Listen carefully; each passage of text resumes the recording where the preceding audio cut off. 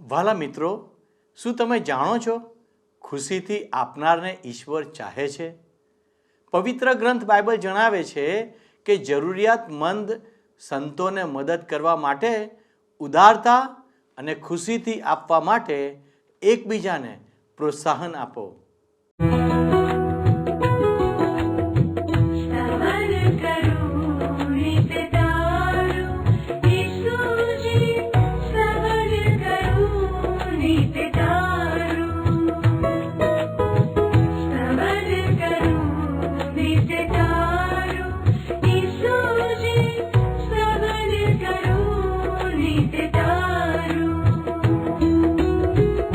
आज सवारे साध सुनी तऊ महिमा करूं प्रभु तारो,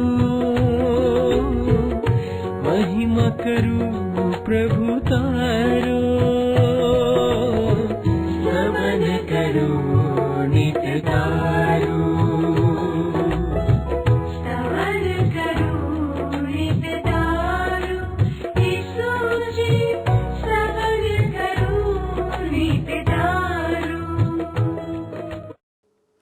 નમસ્કાર મિત્રો, મને ખુશી છે કે તમે સ્તવન કાર્યક્રમમાં ભાગ લઈ રહ્યા છો. અમે તમારા માટે ઈશ્વરનો આભાર માનીએ છીએ કે તમે શ્રેષ્ઠ બાબતને તમારા જીવનનો ભાગ બનાવ્યો છે. જીવનમાં માનવી માટે ઈશ્વરની હાજરીમાં હાજર રહેવું તેના કરતાં વધુ સારું કાંઈ નથી. ગીતશાસ્ત્રના લેખક એ મહાન રહસ્ય જાણતા હતા કે ઈશ્વરમાં આશ્રય લેવો એ આખી દુનિયા કરતાં વધુ સારું છે. ગીતશાસ્ત્ર 61:3 અને 4 ગીત કરતા કહે છે, કેમ કે તમે મારા આશ્રય છો, મારા વૈરી સામે મારો મજબૂત બુરજ છો. હું સદાકાળ તમારા મંડપમાં રહીશ, હું તમારી પાંખોને આશ્રયે રહીશ. બાઇબલના નિયમોને જાણવાથી, શીખવાથી અને તેનું પાલન કરવાથી જીવન આનંદમય બને છે. વસ્તુઓની ઝંખના કરવાને બદલે આપણે તેમના માટે ઉપલબ્ધ તકો મેળવવાની ઝંખના કરવી જોઈએ, કારણ કે વાસ્તવમાં ઈશ્વરે આપણને બધું જ આપ્યું છે. આપણે બીજાઓ માટે આશીર્વાદરૂપ બનતા શીખવું પડશે. આજે આપણે બીજો કોરિન્થીયોનો પત્ર 9મો અધ્યાય તેની 1 થી 10 કલમોનો અભ્યાસ કરીશું. ઈશ્વર ખુશીથી દાન આપનારને ચાહે છે. બીજો કોરિન્થી 9મો અધ્યાય આનંદથી અને ઉદારતાથી દાન આપવાની બાબત પર ભાર મૂકે છે. તે આપણને શીખવે છે કે આપણા દાન ફરજથી પ્રેરિત ન હોવા જોઈએ, પરંતુ સાચા પ્રેમ અને વિપુલતાના સ્થાનમાંથી ઉદ્ભવવા જોઈએ. જેમ જેમ આપણે ઉદારતાના બીજ વાવીએ છીએ, તેમ તેમ આપણે ફક્ત આ જીવનમાં જ નહીં, પરંતુ સ્વર્ગીય ક્ષેત્રમાં પણ આશીર્વાદ મેળવીએ છીએ. તો ચાલો દર્શકો, આપણે આપણા અભ્યાસમાં આગળ વધીએ. વારું મિત્ર, ફરીથી હું તમને યાદ અપાવું કે મેં તમને ગત સ્તવન કાર્યક્રમમાં જણાવ્યું હતું કે કરંથીઓને પ્રેષિત પાઉલે લખેલા બીજા પત્રના 9મા અધ્યાયનો વિષય યરૂશાલેમ શહેરના ગરીબ વિશ્વાસીઓ માટેનો ફંડ ફાળો છે. 9મા અધ્યાયમાં 8મા અધ્યાયનો વિષય સીધો લંબાવવામાં આવ્યો છે. 8મા અધ્યાયમાં આપણે જોયું હતું એ પ્રમાણે દાન આપવાની ઝંખના ઉપર ભાર મૂકવામાં આવ્યો હતો, બરાબર ને? જ્યારે અહીં 9મા અધ્યાયમાં આપણે જોઈએ છીએ તો વિશ્વાસીના દાન ધર્મ વિશે વાત કરવામાં આવી છે. વિશ્વાસીના દાન ધર્મ વિશે તમે મિત્ર મારી સાથે સાથે હવે પ્રેષિત પાઉલે લખેલા બીજા પત્રના 9મા અધ્યાયની 1 થી 4 કલમો જુઓ. અહીં લખવામાં આવ્યું છે, યહૂદિયામાંના ઈશ્વરના લોકો માટે જે મદદ મોકલવામાં આવે છે તે સંબંધી મારે તમને જણાવવાની કોઈ જરૂર નથી. તમે મદદ કરવા આતુર છો એની મને ખબર છે. મકદોનિયાના લોકોની સમક્ષ મેં તે વિશે ગર્વ કરેલો છે. ગ્રીસના ભાઈઓ ગયા વર્ષથી મદદ કરવાને આતુર છે એમ મેં જણાવ્યું હતું. એ આતુરતાથી ઘણાને ઉત્તેજન મળ્યું છે. હવે હું આ ભાઈઓને મોકલી છું, જેથી તમારા વિશે અમે કરેલો ગર્વ તે ફક્ત શબ્દોના રૂપમાં જ ના રહે, પણ જેમ મેં જણાવ્યું છે તેમ મદદ કરવાને તમે તૈયાર રહેજો. નહીં તો જો મકદોનિયાના લોકો મારી સાથે આવશે અને તમે મદદ કરવા તૈયાર નથી તેવી તેમને ખબર પડશે તો તમારી શરમની વાત તો ઠીક, પણ તમારી વિશે આટલી ખાતરી ધરાવતા હોવાથી અમારે શરમાવવું પડશે. પાઉલ અહીંયા કહે છે મિત્ર કે તેણે કરિન્થના વિશ્વાસીઓની બીજા લોકો સમક્ષ પ્રશંસા કરી છે અને એમને માટે ગર્વ પ્રદર્શિત કર્યો છે. અને એટલે જો પાઉલ કરિન્થ શહેરમાં આવીને જાણે કે કરિન્થ શહેરના વિશ્વાસીઓએ તો કશી જ મદદ કરી નથી, કોઈ દાન આપ્યું નથી, તો પછી પાઉલે કેટલું બધું શરમાવવું પડે.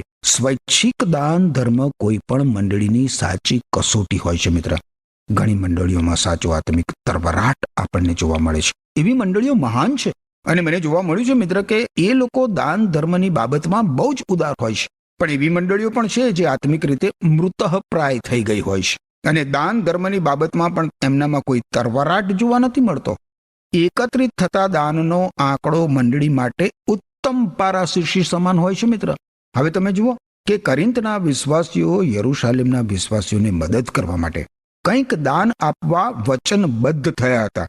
હવે અહીંયા હું તમને એ કહેવા માંગુ છું મિત્ર કે દાન આપવાની વચનબદ્ધતા તો વિશ્વાસી અને પ્રભુ ઈસુ ખ્રિસ્ત વચ્ચે હોય છે. વિશ્વાસી ઈસુ ખ્રિસ્તને વચન આપે છે કે હું આટલું દાન આપીશ.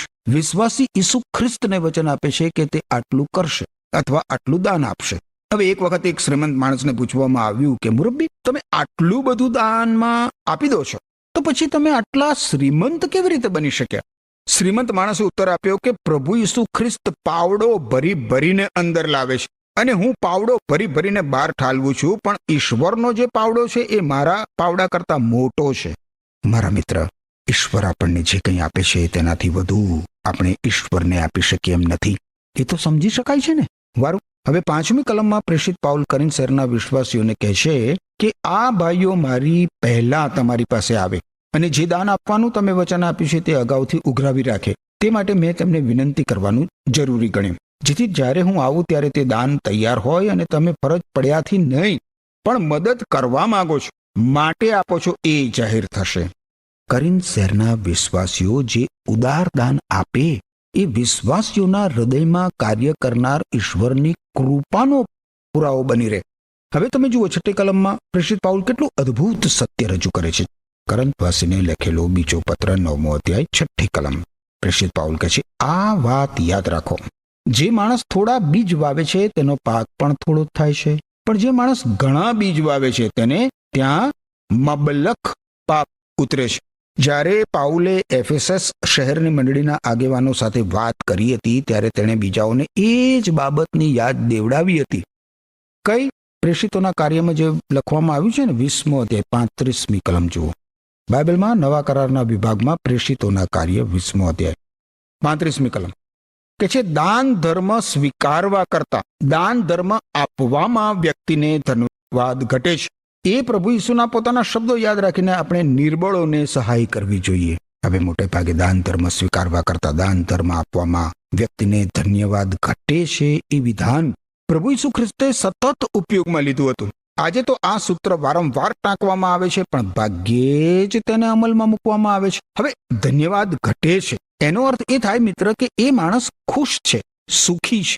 લેવા કરતા આપવાથી વધારે ખુશ થવાય છે, વધારે સુખી થવાય છે. આજના સમયમાં તો આવી વાત વિચિત્ર લાગે, ખરું કે નહીં?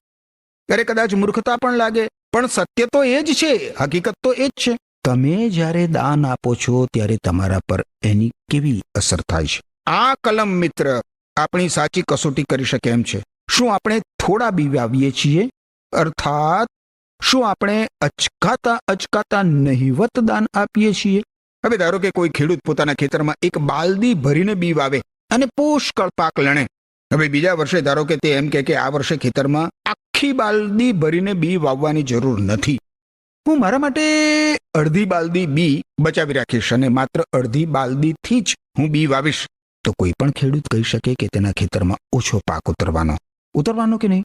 એટલે અહીંયા સિદ્ધાંત એ છે મિત્ર કે થોડા બી જે વાવે છે એનો પાક પણ થોડો જ થાય છે, પણ જે ઘણા બી વાવે છે એને ત્યાં મબલખ પાક ઉતરે છે. પ્રભુ ઈસુ ખ્રિસ્તના એક સેવક એક વખતે શહેરમાં જાહેર સભામાં ઉપદેશ કરવા ગયા.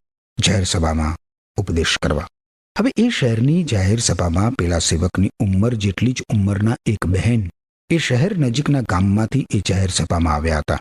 એ બહેનના ગામમાં આ સેવકના પિતા વર્ષો અગાઉ મૃત્યુ પામ્યા હતા. હવે એ સમયમાં એ વિશ્વાસ, એ વિસ્તારની એક પ્રણાલિકા હતી. એ સમયમાં કોઈના ઘેર મરણ પ્રસંગ આવે ને એટલે ઘરમાં રસોઈ થાય નહીં અને આડોશી પાડોશી રસોઈ કરી લાવીને દુઃખી કુટુંબને પ્રેમપૂર્વક જમાડે. હવે પેલા સેવકના પિતાના મૃત્યુ પ્રસંગે તેમની પાડોશી જે રસોઈ બનાવી લાવ્યા હતા એ આ સેવક હજી ભૂલ્યા નતા. એટલે પેલી મહિલા જે હતી ને એ સભાના અંતે પ્રભુ ઈસુ ખ્રિસ્તના આ સેવક પાસે આવીને કહેવા લાગી કે તે જ્યારે નાનકડી છોકરી હતી એ સમયને હજી એ ભૂલી નહોતી જ્યારે એમના મમ્મીએ આ સેવકના કુટુંબ માટે સરસ રસોઈ બનાવી હતી. એ બહેને પ્રભુ ઈસુ ખ્રિસ્તના સેવકને કહ્યું, મને તો સ્વપ્ને પણ ખ્યાલ નહોતો કે વર્ષો પછી હું તમારો ઉપદેશ સાંભળીશ. અમે તમને ભૌતિક ખોરાક આપ્યો અને હવે તમે અમને આત્મિક ખોરાક આપો છો. એ લોકોએ થોડા જ બી વાવ્યા નહોતા મિત્ર. અને પેલા સેવક માને છે કે તેઓ મબલખ પાક લણે છે. હું માનું છું મિત્ર કે માનવ જીવનના દરેક પાસા માટે આ એક સાચો સિદ્ધાંત છે. આજે આપણામાંના કેટલા લોકો ગરીબ છે, પણ એનું એક કારણ છે મિત્ર કે પ્રભુ ઈસુ ખ્રિસ્ત સાથેના વ્યવહારમાં આપણે આપણી મુઠ્ઠી બંધ રાખીએ છીએ. પોતાની જરૂરિયાતો સંતોષવા માટે પૂરતા નાણાં બચાવવાની ચિંતામાં લોકો ઈશ્વરને ઉદારતાથી દાન આપતા અચકાય છે. પરંતુ લોકોએ એ યાદ રાખવાની જરૂર છે કે ઈશ્વર તેમની સર્વ જરૂરિયાતો પૂરી પાડવા માટે સમર્થ છે. લોકોની, વિશ્વાસીઓની ઈશ્વર ઉપર પૂરતો ભરોસો રાખવાના અભાવથી ઉદાર હાથે મુક્ત રીતે દાન આપતા અચકાવાય છે.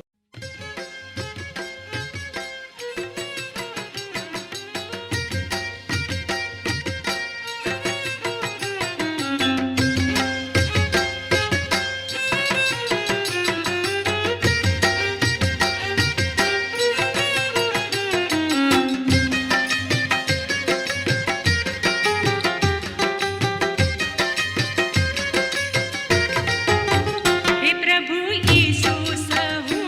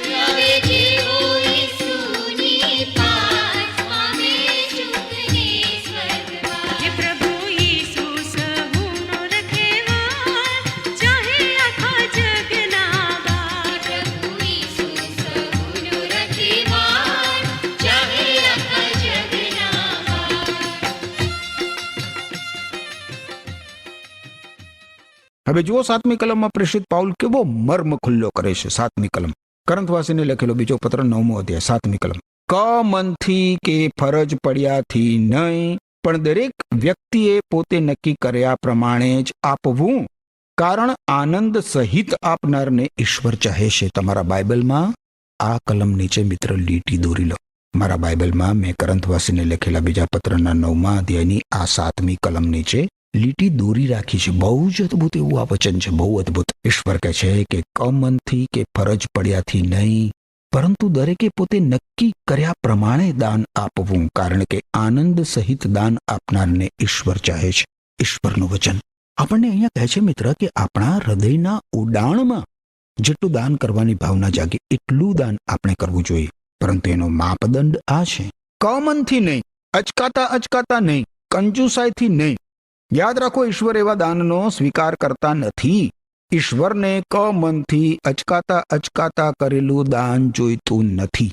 આનો અર્થ એ થાય મિત્ર કે ઈશ્વરને એવો કોઈ રૂપિયો જોઈતો નથી જે તમે તમારા માટે રાખવા ઈચ્છો છો. ઈશ્વરને તમારી પાસેથી એવો કોઈ પૈસો જોઈતો નથી જેની તમને તમારા માટે વધારે જરૂર જણાય છે. ઈશ્વર તો તમારી જરૂરિયાતમાંથી કશું પડાવી લેવા માંગતા નથી. કદાચ તમને મનમાં એવું લાગે કે તમે અમુક મંડળીના આગેવાન છો તેથી દાન ધર્મ કરવું આવશ્યક છે, અથવા તો તમે અમુક મંડળીના સભ્ય છો તેથી દાન તો આપવું જ પડે ને. હા, ચોક્કસ. પણ હું કહું છું મિત્ર કે તમે જે મંડળીના સભ્ય છો એને દાન આપવું જ જોઈએ, પણ ઈશ્વર કહે છે કે ફરજ પડવાથી નહીં. તફાવત આ છે, ફરજ પડવાથી નહીં, કમનથી નહીં. ઈશ્વર તો કહે છે કે જો તમે ફરજ પડવાથી કે કમનથી દાન આપશો તો એવું દાન ઈશ્વરને સ્વીકાર્ય નથી. ઈશ્વર એવા દાનનો સ્વીકાર પણ કરતા નથી કે એવા દાનનો ઉપયોગ પણ કરતા નથી. ફરજ પડવાથી કે કમનથી દાન આપવું એ તદ્દન નિરર્થક છે. તમે જો રાજી ખુશીથી અને આનંદ સહિત દાન આપી ના શકો તો દાન આપશો જ નહીં. ના આપતા. કેટલાક લોકો કહે છે કે બધા લોકો દાન ધર્મ કરે છે માટે મારે પણ દાન તો આપવું જ જોઈએ ને. હું કશુંક દાન ના આપું તો કેટલું બધું ખરાબ દેખાય સમાજમાં.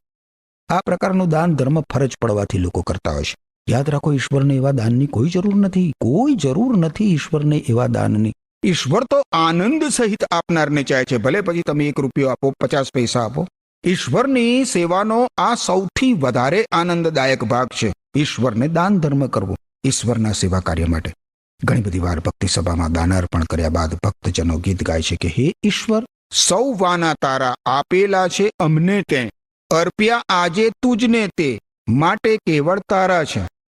હું માનું છું મિત્ર કે આવી ભાવના પ્રદર્શિત કરતું આ ગીત અદ્ભુત તો છે જ, પણ ઉત્તમ વાત તો ત્યારે જ થાય જ્યારે ભક્તજનો દાનાર્પણ કરતા પહેલા આ ગીત ગાઈને પછી દાનાર્પણ કરવા એમાંના શબ્દોને શબ્દસઃ અનુસરે કે હે ઈશ્વર, સૌ વાના તારા આપેલા છે અમને તે, અર્પ્યા આજે તુજને તે, માટે કેવળ તારા છે. ખાલી આ ગીત ગાવાનો કોઈ અર્થ ખરો? એટલે મિત્ર, એટલે જો આનંદ સહિત આપણે આપી શકતા ના હોય તો ઈશ્વર એવું નથી ઈચ્છતા કે આપણે દાન આપીએ. જ્યારે પેલી કાવ્ય પંક્તિ મેં તમને સંભળાવીને એ આપણે સાચા હૃદયથી ગાઈને સાચા હૃદયથી એને શબ્દસઃ અનુસરીએ ને મિત્ર, તો આનંદ સહિત દાન અર્પણ કરવાનું વલણ આપણા હૃદયમાંથી એ રીતે પ્રદર્શિત થઈ શકે, પ્રાપ્ત થઈ શકે.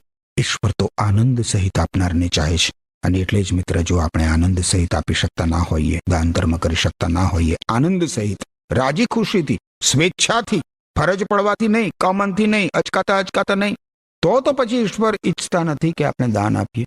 જો આપણે નગણ્ય રકમ દાનમાં આપી શકીએ તેમ હોય તો એથી શરમાવાની કોઈ જરૂર નથી. આપણી પાસે જે કંઈ હોય એમાંથી આપણે કઈ રીતે આપીએ છીએ એ ઈશ્વર જુએ છે. રકમ તરફ નથી જોતા. આપતી વખતે આપણા હૃદયની ભાવના કઈ છે. ઈશ્વર તો હૃદય વાંચે છે મિત્ર, હૃદય. માણસો તો રૂપિયા ગણે માણસોની દ્રષ્ટિમાં તો રૂપિયા હોય. ઈશ્વરની દ્રષ્ટિમાં રૂપિયા નહીં, આપણું હૃદય હોય છે, હૃદય. પેલી ગરીબ વિધવાના દાનનું ઉદાહરણ ફરી આપણી આંખો સામે તરવરે છે મિત્ર. માર્ક અનુસાર શુભ સંદેશના 12મા અધ્યાયની 41-44 કલમોમાં એ ઉદાહરણ આપવામાં આવ્યું છે.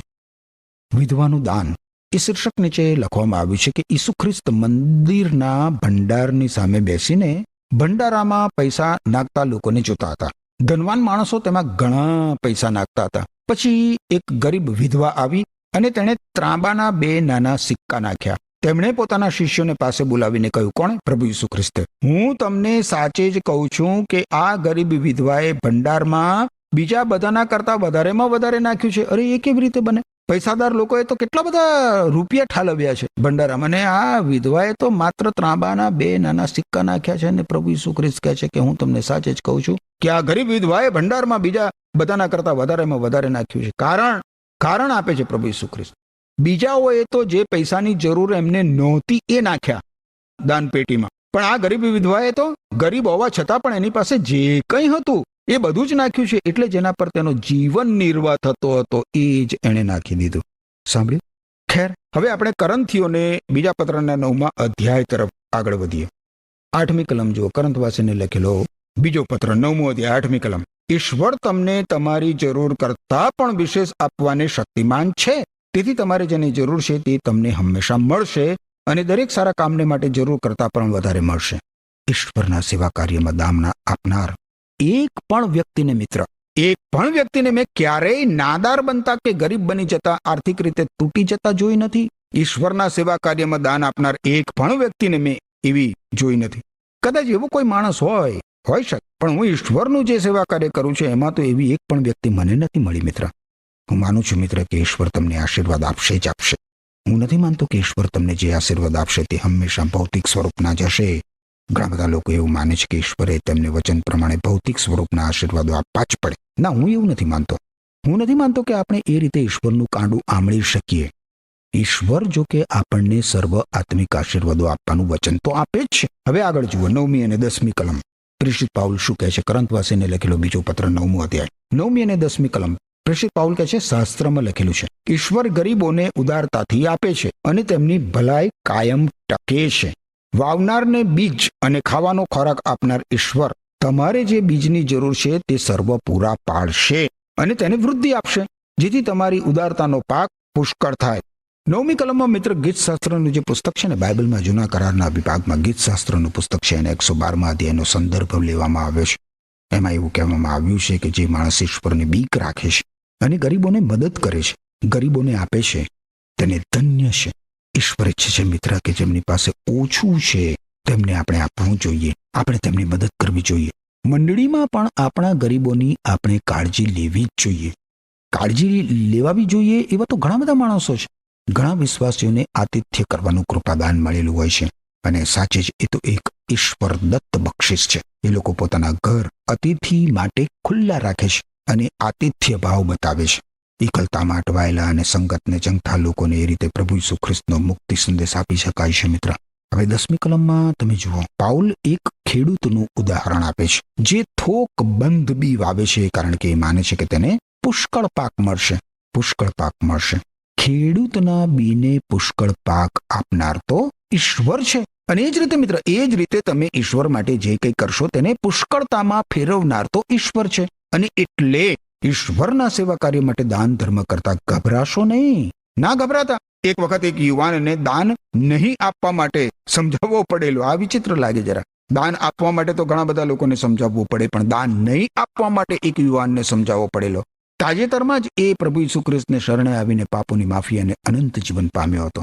એક એટલું બધું દાન કરતો હતો કે પોતાના કુટુંબની જરૂરિયાત માટે ખાસ કંઈ રહેવા દેતો નહોતો. અને એટલે એના દ્વારા એના ધ્યાન ઉપર બાઇબલમાં નવા કરારના વિભાગમાં તિમોથીને લખેલો પહેલો પત્ર 5મો અધ્યાય 8મી કલમ એના ધ્યાન ઉપર લાવવામાં આવી. ત્યાં લખ્યું છે, જો કોઈ પોતાના સગાની અને ખાસ કરીને પોતાના ઘરનાની સંભાળ રાખતો નથી તો તેણે વિશ્વાસનો ત્યાગ કર્યો છે અને તે અવિશ્વાસી કરતા પણ નકામો છે. એટલે પેલા યુવાનને સલાહ આપવામાં આવી કે તેણે તેના કુટુંબના ભરણ પોષણની પણ કાળજી તો રાખવી જ જોઈએ અને એ પછી એણે ઉદારતાથી ઈશ્વરને આપવું જોઈએ. એમાં વાંધો નથી. દાન ધર્મની બાબતમાં ઈશ્વર આપણને અંતિમવાદી બનવાનું નથી કહેતા, આપણે સંતુલન જાળવવાનું હોય છે. દાન ધર્મની બાબતમાં સરસ, તંદુરસ્ત, સામાન્ય જ્ઞાનની અને પવિત્ર નિર્ણય શક્તિની જરૂર પડે છે. ઈશ્વર પિતા એ રીતે દાન ધર્મ કરવામાં આપણને કૃપા આપો. આમેન. પ્રિય મિત્રો, એક વિશ્વાસી તરીકે આપણે બધાએ ગરીબ લોકો માટે દાન ઉઘરાવવાનો પ્રયાસ કરવો જોઈએ. વિશ્વાસી જીવનમાં ઉદારતાની ભાવના હોવી જોઈએ. સંત પાઉલ વાવણી અને લાગણીનો ખેતી વિષયક સિદ્ધાંત રજૂ કરે છે અને જણાવે છે કે જે લોકો થોડું વાવે છે તેઓ થોડું લણશે અને જે લોકો ઉદારતાથી વાવે છે તેઓ ઉદારતાથી લણશે. તે આગ્રહ રાખે છે કે દરેક વ્યક્તિએ પોતાના હૃદયમાં જે નક્કી કર્યું છે તે પ્રમાણે આપવું જોઈએ. અનિચ્છાએ કે મજબૂરીથી નહીં, કારણ કે ઈશ્વર ખુશીથી આપનારને પ્રેમ કરે છે.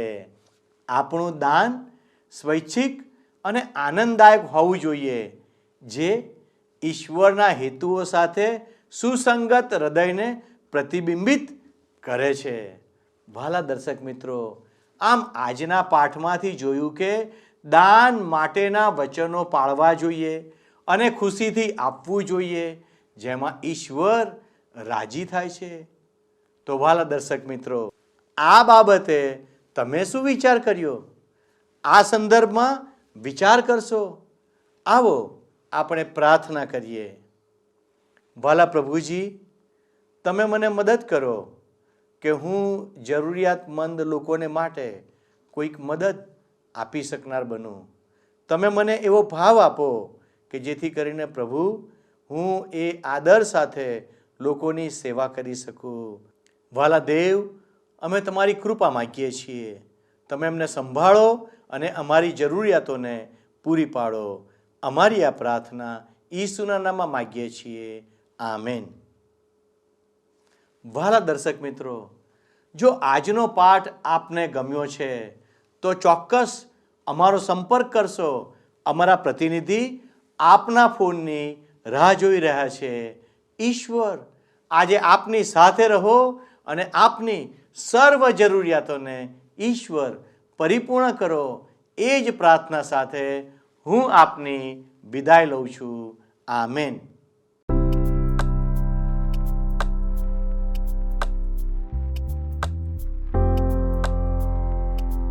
મિત્રો, ગત પ્રશ્નોનો જવાબ છે તીતસ.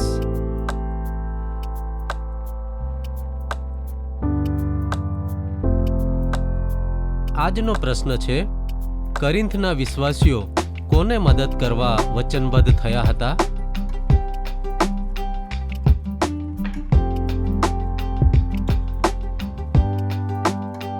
જવાબ આપેલ સ્ક્રીન પર દર્શાવેલ વોટ્સએપ નંબર પર આપવાનો રહેશે. કાર્યક્રમ દરમિયાન પૂછેલા પ્રશ્નોનો સાચો જવાબ આપનાર વિજેતાઓના નામ દર મહિનાના પ્રથમ સોમવારે જાહેર કરવામાં આવશે.